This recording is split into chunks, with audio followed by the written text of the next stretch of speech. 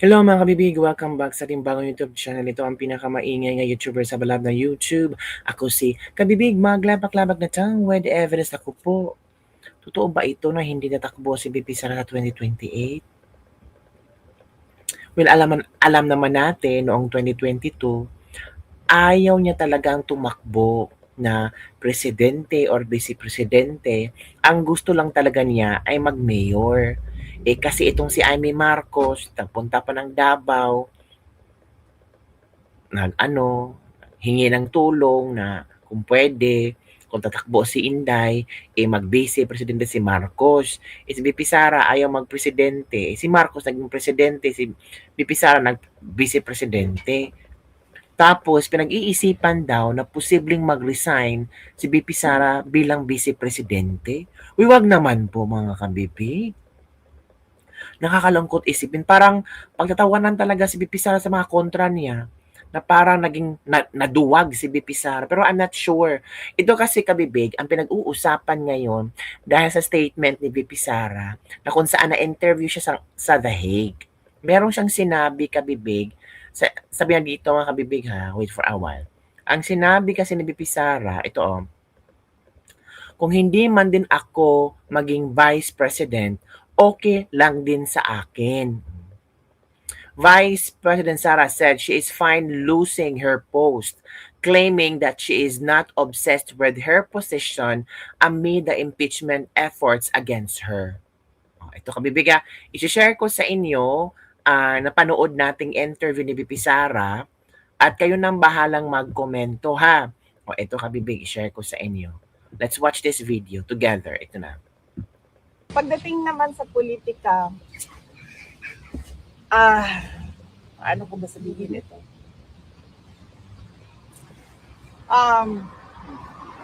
Alam nyo naman na hindi ko gusto maging president.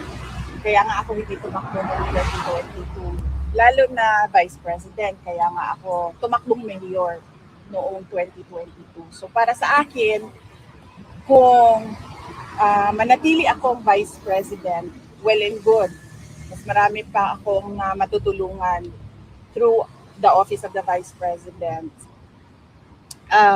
Kung hindi man din ako maging vice president, okay lang din sa akin. So, yung makakatulong pa rin ako sa mga tao sa ibang capacity na, sa ibang pamamaraan. So, either way, hindi mawawala yung capacity ko na tumulong. Hindi ako parang gigil ba doon sa posisyon. Kasi kahit anong posisyon naman, kung gusto mo talaga tumulong sa tao, pwede naman yun. And na-experience ko yun. Noong hindi ako tumakbo for congressman noong 2013, pagkatapos ko ng mayor, hindi ako tumakbo sa politika, nag-abogado ako and nakatulong din ako, hindi as far and wide as the office of the vice president, but nakatulong din ako ng mga tao bilang abogado. Pagdating naman sa politika. So yun pala ang pinupoint ni VP Sara. Kung tatakbo ako or hindi ako tatakbo or still maging VP ako or ma-impeach ako, hindi matatapos ang aking pagtulong sa sambayan ng Pilipino. Hindi ibig sabihin pag VP lang ako, doon lang ako tutulong. Hindi. Kahit konti lang yung resources ko, until now, ang Office of the Vice President, konti lang ang resources nila. Pero maramdaman na maraming tao ang programa ng Office of the Vice President. Yun ang tinatawag na tutulong siya. Tutulong ako para sa sambayan ng Pilipino. Nasa puso talaga ni VP Sara ang pagtulong, mga kabibig. So ito ang komento ng ating mga netizen, basahin natin dito ha. Hindi daw gigil sa posisyon sa Pro 2028, pa-election nag-announce na agad. Halata man okay lang sa kanya, hindi nga nag-work as VP. Hirap magsalita, bobo. Ang dami mga bashers dito. President of the Philippines 2028, takot-takot ang Maleta Gang. Ang galing mag-isip ng speech, pero sorry po, no clap for you. Kapag ang isang mataas na pinuno ng bansa ang nagpunta sa foreign country, di ba dapat English ang lingwahe? Ang boba. Dapat daw mag-English ka, VP Sara, kasi nasa ibang bansa ka. Ewan ko sa mga taong ito. Ay, bakit hala, ganun ang sakit ng Pinoy, no? Pag nasa ibang bansa, kung ang kausap mo ang mga Pinoy, dapat mag-English ka. Learn ka naman doon si Roberto Sabado. Oy, Sabado talaga ang utak. Nakapaghinga na. O, ito pa kabibig ha. Meron akong ipapakita sa inyo na Yun, video. Admar, Ito ha. Ni ano, ni, ayaan ay kinun VP Sara. ayaan ay Sabi ko na ha. VP Sara resign. Inamin ni political strategist Malu Tikia na minsan na napag-usapan ang posibilidad na pag-resign ni VP Sara Duterte sa gitna ng sunod-sunod na akusasyon at isyong ibinabato laban sa Vice Presidente. So pakinggan natin kung ano ang laman ng videong ito. leader sa mga senaryos na napapag-usapan sa kampo ng Vice Presidente. Noong una ako pabor for resignation, pero nung narinig ko na sinabi niya na bakit ako magre-resign, wala akong ginawang masama. Ma'am, meron ako nabasang comment mula po, I think mukhang galing yun sa isang retired judge na nawagan siya na huwag daw bigyan ng pagkakataon ng VP Sara na madiskaril yung kanyang 2028 presidential run. Mas mabuti raw na mag-resign siya ngayon, ipaliwanag sa taong bayan, maintindihan naman daw siya para hindi maharang ng kung sakaling mang matuluyan talaga ng impeachment, yung kanyang pong possible na pagtakbo. Anong masasabi mo doon, ma'am? MJ, yan ay kinonsider sa mga senaryos na napapag-usapan sa kampo ng Vice Presidente. Noong una ako pabor for resignation, pero nung narinig ko na sinabi niya na bakit ako magre-resign, wala akong ginawang masama. Pangalawa, ano na lang ang sasabihin ng mandato na binigay ng taong bayan sa akin. Tama. And then after that meeting, napag-usapan rin na pag nag-resign siya, she will be an ordinary private person. You think this administration will stop persecuting her? Correct. Mahirap yon kasi nakita naman natin whole of government approach ang ginagawa nitong administrasyon na ito. Government talaga. So, yung ang ordinaryong tao, pribado, sinisikil ka, yung vice presidente na nag-resign, sisikilin rin yan. So, you might as well fight it out. Kaya nga, ang sabi niya, yung prepare for a bloodbath. And I think enough has been said about her abilities, about her sanity. I think it's time that she really faces the impeachment court and come what may.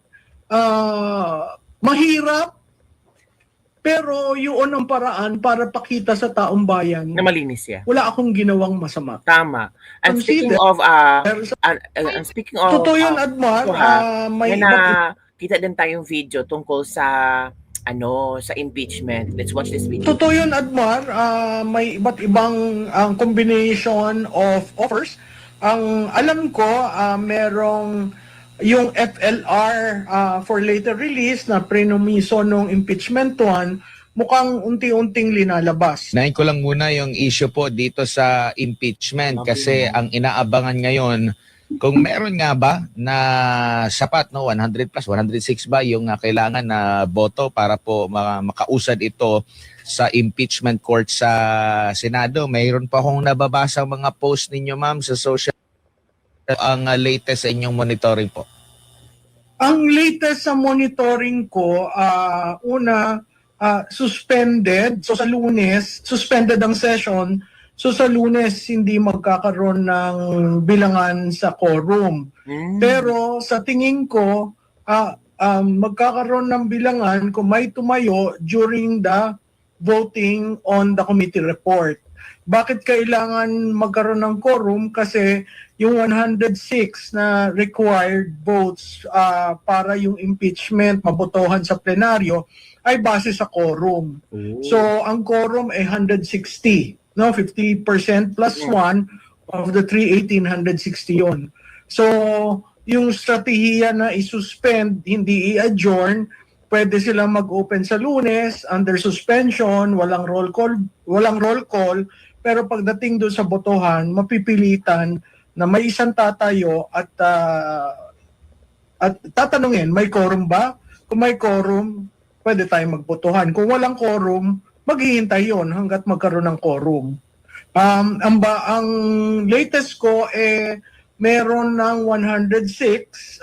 In fact, ang pinagsasabi baka umabot ng 200. No? Tingnan natin kung anong mangyayari kasi mahaba pa naman, meron pang 4 na araw bago ng Lunes. Pero nagpadala na ng nakalendar na yan kung titingnan nyo yung website ng Kongreso at na-distribute na ang kopya ng committee report sa lahat ng miyembro. Opo. At meron pong mga pahayag si Congressman Polong at ganun din po si Senador Amy Marcos patungkol doon sa pagpipressure, yung sinasabi tama. kung Sinabi hindi ni Sen. Amy pipirma, Marcos. mawawalan ng pondo o proyekto sa kanyang lugar o di kaya ay hahanapan ng kaso sa ombudsman. Sa inyo pong pagkakaalam, sa inyo pong mga naririnig, gaano ito totoo po, Prof? So, totoo yun, Admar. May iba't ibang combination of offers. Ang alam ko, merong yung FLR for later release na prenumiso ng impeachment 1, mukhang unti-unting linalabas, no? Again, hindi siguro kailangan nating itama, hindi pwedeng pirma sa committee report. Talagang magbobotohan sa plenaryo. So, yung iba kasi ang gusto pumirma tapos absent sila sa Lunes. So, hindi makakount yung botong yon, no? At lalo magkakaroon ng problema sa quorum. Diyan sa pinapakita nyo, ewan ko kung ito yan linggong ito, pero mula Lunes hanggang ngayon, Miyerkules, makikita mo napakakonti ang tao sa plenaryo. So, hindi ko alam kung yan ay hudyat na mga mangyayari. Ang balita ko lamang, maraming magkakasakit sa Lunes. Uy, ano kaya? Hindi naman po siguro Hala ka. So yun ang pasabog ni Miss Tikia, mga kabibig. Pero ang bagong pasabog ngayon ni Terry Ridon, ito kabibig ha. Ito talaga ang pasabog ni Terry. Alam mo naman si Terry Ridon. Maraming mga pasabog. Ito 215 kongresista pabor sa impeachment ni VP Sara Duterte. May 7, 2026. Yan ang latest development, mga kabibig. 215 kongresista na ang pumapabor sa impeachment ni VP Sara. Di ba? Ito ang komento ng mga netizen. Attorney Sara Duterte, the next president, Tapang Ablasakit. Kahit lahat pa sumuporta na congressman, walang problema. Alam na namin ang tunay na pakay ng impeachment para hindi na makatakbo sa 2028. Pero kapag hindi ma-impeach, sigurado ka, maraming makakasuhan dahil sa pagnanakaw ng kaban ng bayan. From Dudoy Pornel. Di wow, dalhin na agad sa Senate para magkaalaman na expected na yan dahil mayroong coercion at may pera sila. Siguro 2 times ang matatanggap kumpara last year. Paldo mga congressmen, pero may karma yan kasama ang pamilya nila. From AG Miranda. Noon, last year, may alingas-ngas na bawat perma ay 150 million. Ngayon, kaya magkano? Sa bagay, mahirap kita sa legal ang paraan ng 150M from Luis Cabanlog. Kahit buong Crocs Farm pa yan, Duterte is the best service and governance from Rome Malds. So yun po mga kabibig, ang mga komento ng ating mga netizen after lang malaman na sabi ni Terry Ridon ay 215 na kongresista ay talagang pabor na pabor sa impeachment ni VP Sara. Naku po. Ito kabibig ha, meron na ako nakita na hindi naman to post, kundi video ni Congressman Paulo Marcoleta na nagsasabi hinggil dito mga kabibig. So i-share ko sa inyo kung ano itong video na ito at kung bakit biglang there's a possibility na ito ang rason kung bakit umabot sa 215. Ang bilis lang ito kabibig, pakinggan natin.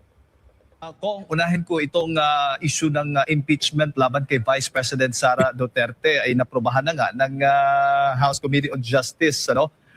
Sa tingin ho ninyo, ilang araw bago po ang nakatakdang botohan sa Mayo 11, may sapat na ho bang bilang ito para umusad itong impeachment complaint laban sa Vice Presidente?